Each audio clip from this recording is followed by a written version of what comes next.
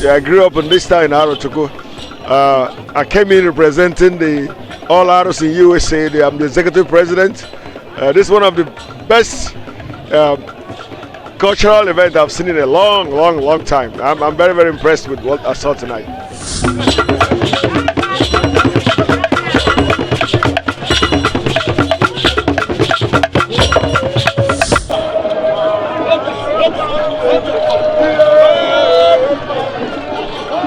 Amansi abụlọgwụ ọgịnịdị ọgịnị bụ nke a ọgịnị bụ nke a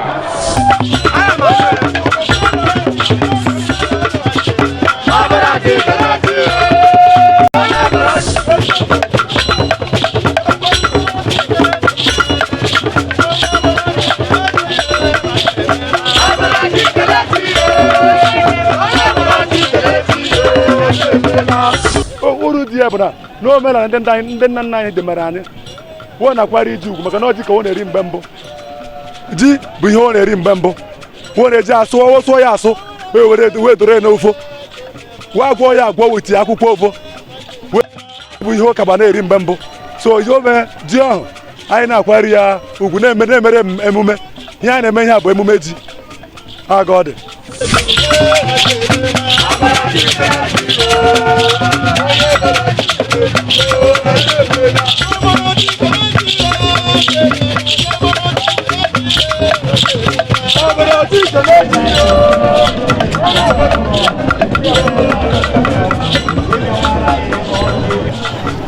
Yeah, today being the 22nd of September, anyị nọ na Arochukwu, IKEJI Arochukwu na Abịa State.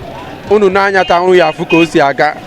In fact, a culture maka this is Big Joe Solution. We promote culture and tourism.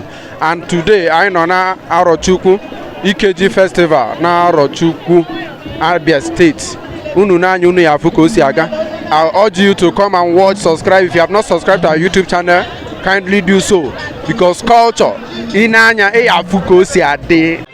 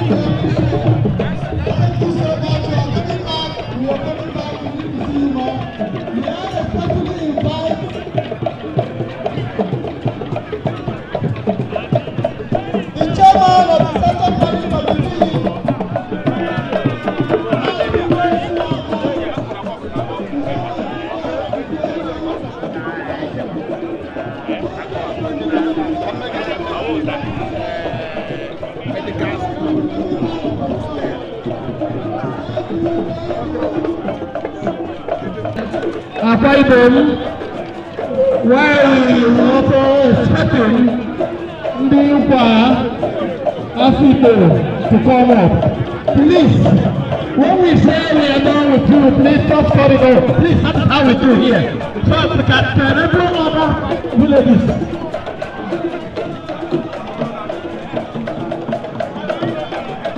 Your energy, you will come back. Reserve your energies, you will come back a confidence. Just be very calm. You are going to actually do that. We know you know what to do at the right time. Thank you.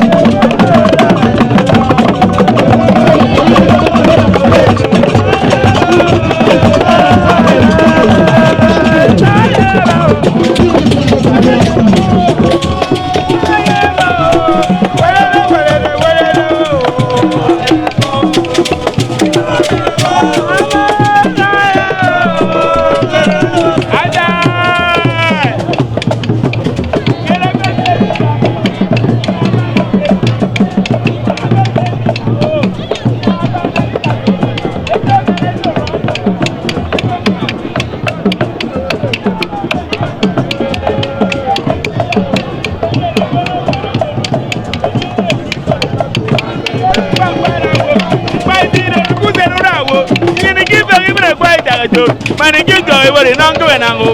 Don't o beri nde ma wo bo e ka meri te na me gbo mo me da re je wa agara wa lo e ka je wa o e ko ye nde go ani ka je wa o e ko ye ani ko ni re ya do de bi so e ye ni so mi bia agbere bi na nya mo me da re je wa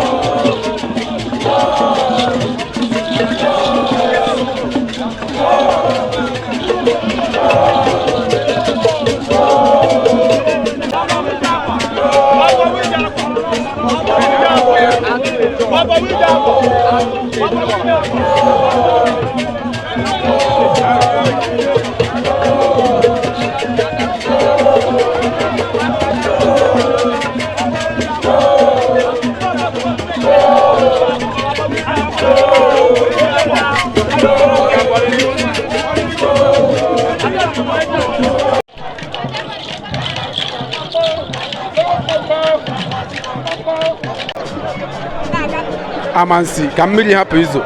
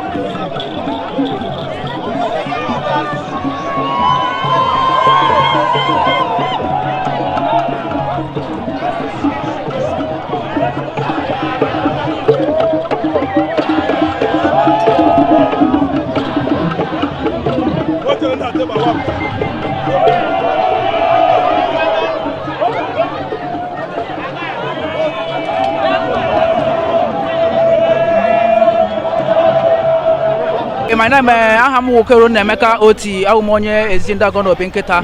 Behind me, Ebata, IKEJI Ekpe Arokwu Taka Arone region one day. Why can I find them mad to teach Ebata? And I am Ezekiel Melody Chiche, Eddie Mararo Tawa. There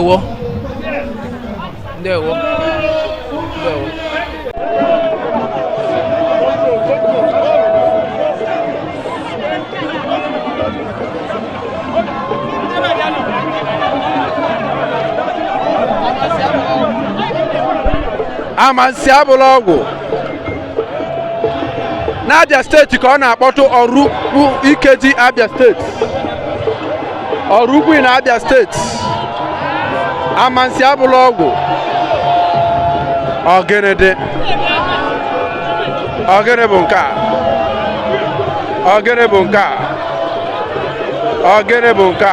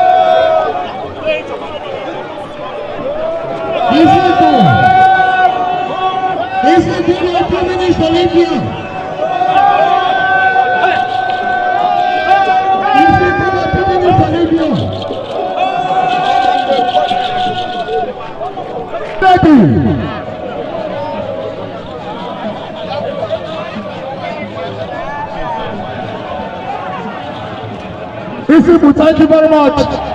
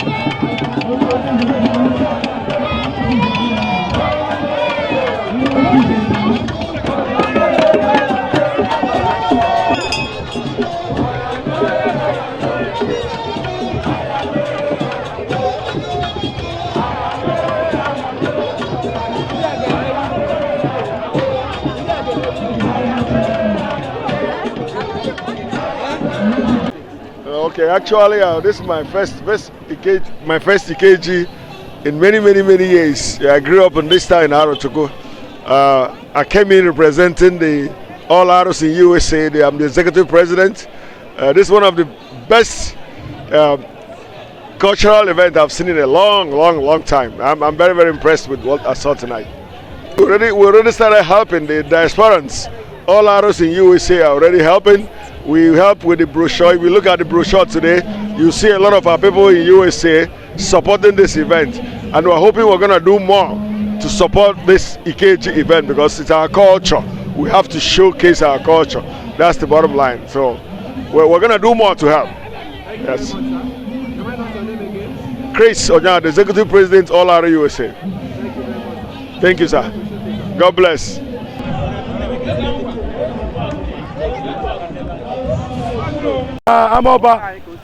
Amọba Arọchukwu anyị bịara mgbe Aro bịara anyị ndị bụ egwuregwu abịa ihe anyị na-eri bụ ji ọ ihe arụ na-eri ihe anyị na-ekuta bụ eke ekpe arụ oyo bụ ihe anyị mega taa obi ụtọ dị m maka na e nyere Amọba first obi ụtọ dị m ọ dị m ezigbote obi ụtọ na Amọba gbara first taa ọ kọpụ anyị ka anyị na-aga iburu ugwe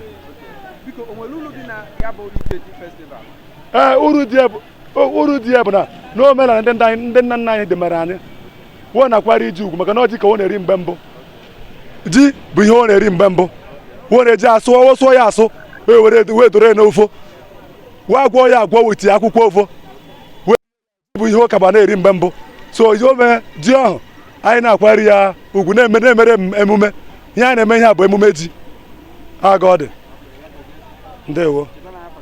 Aba mbụ Kanu Basi, onye ama ọba Arochukwu. Ndewo. Kpọọrọ anyị ya bụ ụgbọ. Nekwa ka o si adị. Nekwa ka o si adị. Nekwa ka o si adị. Nekwa ka o si adị. Ndewo. Ndewo nwoke ọma. I want you to follow us, share, like and comment and see everything concerning culture. We are right here at Arochukwu IKEJI Festival.